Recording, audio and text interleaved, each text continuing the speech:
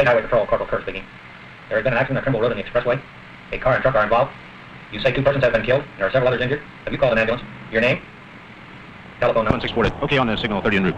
Okay on the signal 30 en route.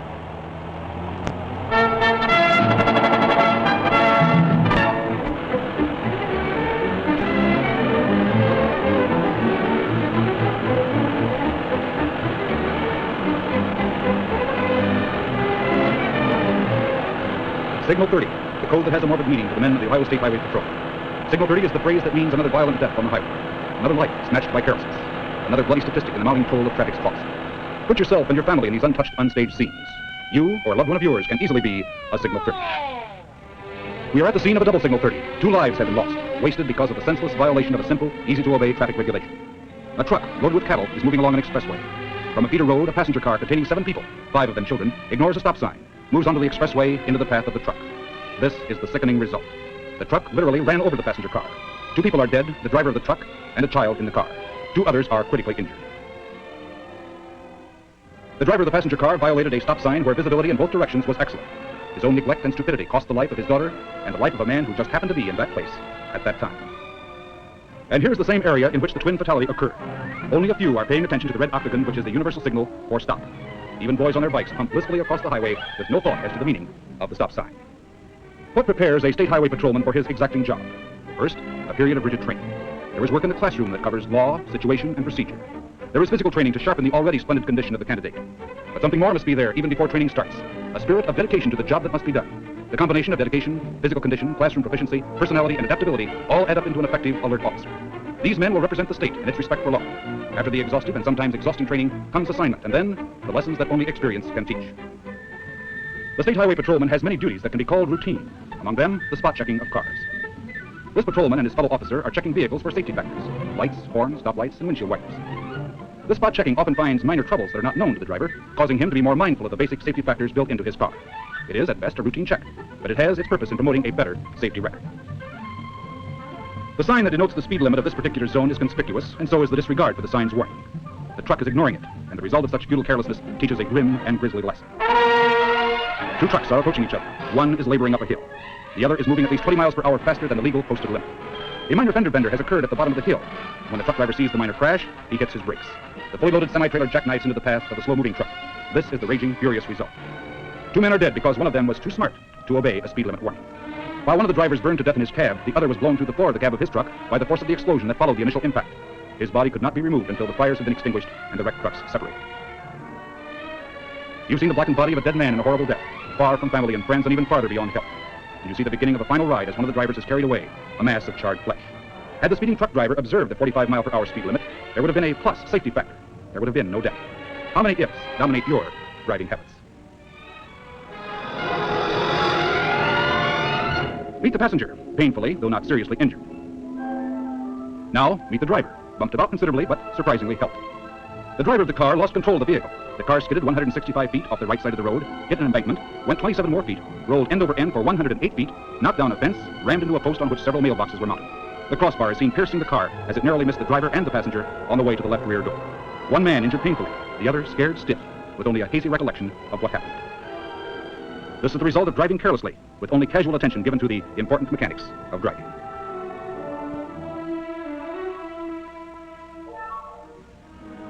A railroad crossing and a pickup truck are the basic ingredients here. When the freight train hit the panel truck, the gasoline in the truck exploded and turned it into a funeral pyre for an aging, hard-of-hearing farmer. In spite of warnings and education, the toll taken at rail crossings remains foolishly high, probably the most needless among many unnecessary ways in which to meet death. It was a country road, and although no flasher system was in operation, visibility was good in both directions.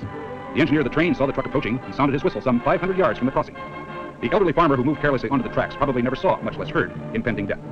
Rail crossings, wherever they are, carry a responsibility to the driver of a car, the responsibility of extreme caution. So the sickening, stiffened, charred mass that once was a man is removed.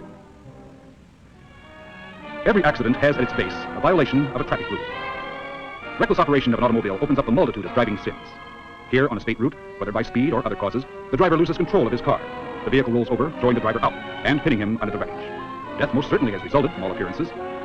20 men are careful in lifting the car bodily because it is feared that rolling the car over might aggravate the injuries of the victim, if indeed he is alive.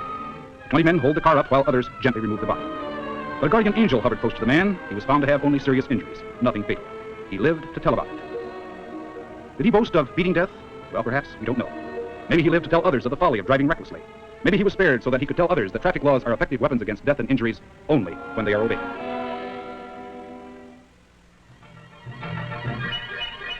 There's trouble ahead. Trouble that may or may not be a signal 30. What will we find? A minor mishap? Or will we look upon the stark face of death? A 17-year-old boy driving a red convertible comes over a hill crest and rams into a red hardtop that came out of a side road. Here is the young man, critically injured, and this is his car. And here is the ultimate big spender in this tragedy, a visitor from a neighboring state. He has only a few hours to live as he sustains multiple injuries, any one of which would have been fatal. And this is the passenger in the dead man's car, painfully hurt because the driver of the car disregarded a common, easy-to-observe law. He had moved from a side road onto a main highway with no regard for oncoming traffic. The 3 or 4 seconds he tried to save cost him his life for his failure to yield the right of way. He is sprawled on the ground, already showing the pallor the doomed assume. Notice the care with which these torn victims are handled by the ambulance men in patrol. These men are using far more care in their work than the drivers of many cars show in their own driving habits.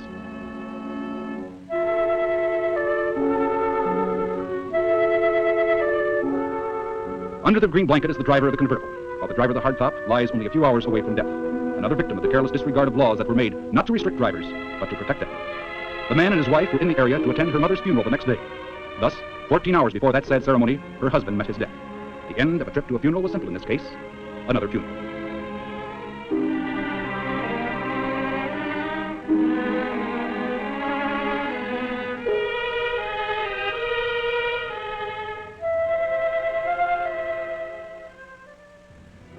A young man speeds home after enjoying a rollicking stag party. He thunders down a dirt road and plunges through a dead end, through a farmer's fence, and into an area that had recently been cleared of trees. The car bounced along, sprung open the door, and threw the driver partially out of the car. With the man's body momentarily hanging outside, the car door hits a stump and forces the door against the driver's chest, crushing him between the door and the car's doorpost. 2 ironies presented themselves in this case. One, the damage to the car was slight. A repair bill of $75 to $100 would have covered it easily. Second, the man and his wife were planning a party for the next day, a party observing his young son's birthday. Another fact that should be remembered in this careless, useless expenditure of life: the dead man knew the road well, knew it too well, because here, familiarity was the mother of carelessness. The officer who investigated the fatality had the sad task of telling the man's wife and children of the tragedy, a task that grows no easier with repetition.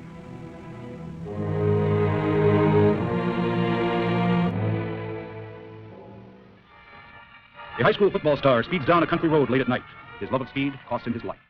There were no witnesses, but it seems obvious that the car went out of control, wrapped itself around the tree, instantly killing the boy. A speeding car, once it begins to go out of control, is impossible to bring back to even keel. It took several hours for the car to be pried away from the tree so that the boy's body could be recovered. The lad may have been fast on the gridiron, but speed on the highway is at best a losing and deadly game, as the lad's family sorrowfully learned.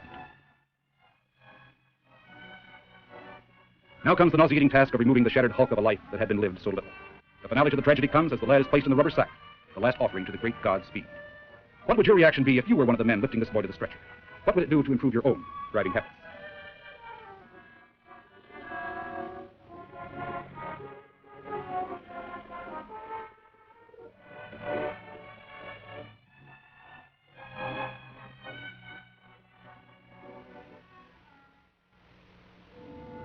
Death sometimes plays an overture of torture. Here again, a posted speed limit on a curve was ignored. The car went out of control and came to this end. And so the cries of the maimed are heard, cries of pain and fear. This woman wept, but cried even more the next day, for then her husband died of his injuries. Here she was being lifted to the stretcher.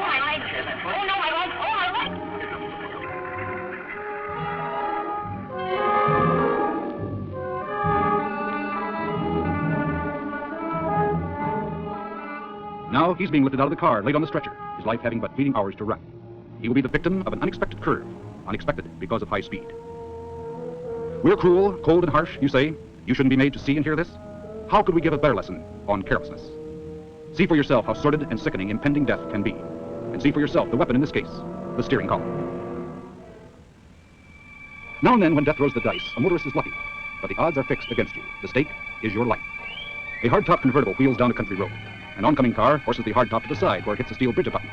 The car flips over and over and rolls the length of the structure and ends like this. The car was literally shoveled to the junkyard. The driver said he was only going about 40 miles an hour. But despite that assertion, here again was the result of high speed. The belief that speed limit warnings are for other people. The driver? Oh yes, miraculously, he was unhurt. His injuries were limited to a few scratches. He crawled out of this tangled mess of metal. How could it be? A truck trailer outfit is loaded with 40,000 pounds of steel pipe, and the driver is on his way home, 2,000 miles away. There's a sharp curve, the heavy rig goes out of control and ends in a creek. The young driver is crushed to death in an instant by the shifting steel.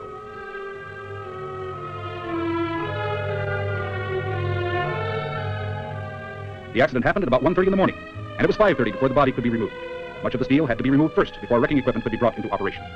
Adding to the tragedy was the fact that the young man was on his first trip for a new company on a brand new job, his first over-the-road experience alone. Was he sleepy? Was he going too fast for safety? What factor came in here to cause death? Well, whatever it was swift and it was final. If it was speed, the warning is clear. If it was drowsiness, it still is a lesson because driving is a full-time job requiring 100% of the driver's faculties. The morning sun lights the last act of the tragedy. The young man is on his way home.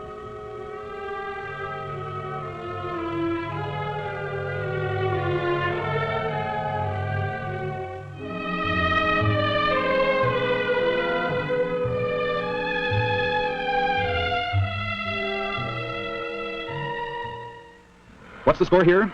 Not a single or double. Here's a triple signal 30. Two congenial friends are in one car breezing merrily down the road. Approaching them is another driver alone in his car using the right side of the highway. Now, the two men apparently dislike their legal portion of the road. They move to the left. This is what happened. 3 people are dead. Here, the oldest traffic law in history has been broken. Keep to the right. Now, the men who died in this one were no different than you or I, really. So imagine yourself in this position. Believe me, it could happen to you.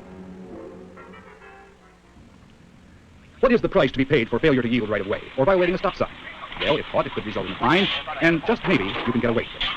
Well, here's a big price that was paid. 4 women met death because the driver of one of the cars failed to stop at a stop sign and failed to yield right of way. In addition to the 4 fatalities, 3 are seriously injured, 2 of them children. The cries and moans of the maimed are a grim accompaniment to tragedy.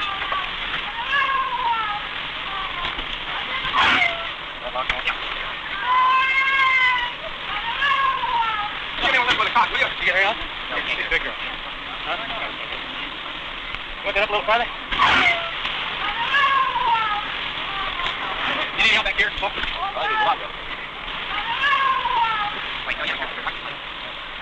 The woman whose cries you hear died a few hours later. She was the mother of the driver of the car.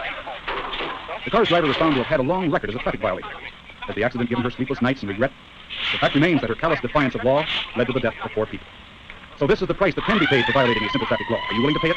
Can you afford it? Think again, friend. Think again.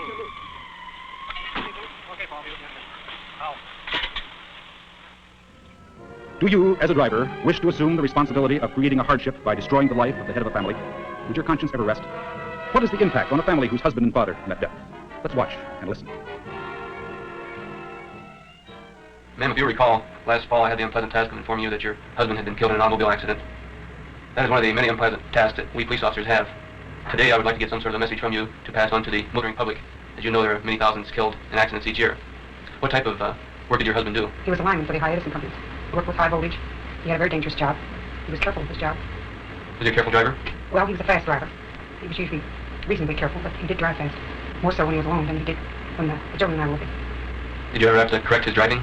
Yes, I asked him to slow down quite frequently. And how has this accident affected your life and your family's? Well, it means that I'll have to go to work very shortly, provide for the children's education, all their needs, whereas they would have had a father to help with that. The letter E is an important item in highway safety. It stands for education, enforcement, and engineering. Our highways are engineered for safety and convenience. Enforcement officers are trained and alerted to help traffic flow smoothly and safely. And that leaves the third E, education, and that one involves all of us. If we educate ourselves to our dangers and our responsibilities, we can expect accident-free highways. We can obey the law. We can use courtesy and consideration. Let's all of us regard the automobile as a useful servant and priceless necessity, not as a weapon to maim and kill. How do you want to die in traffic? How do you want to kill a loved one of yours? Well, we could show you more to give you a wider selection. All of these resulted from violations of simple traffic regulations. It's up to you and your own driving habits. We don't like to take these pictures, but whether we show you or your loved ones in the ugly sprawl of death is largely up to you. You can be, if you wish, just another Signal 30.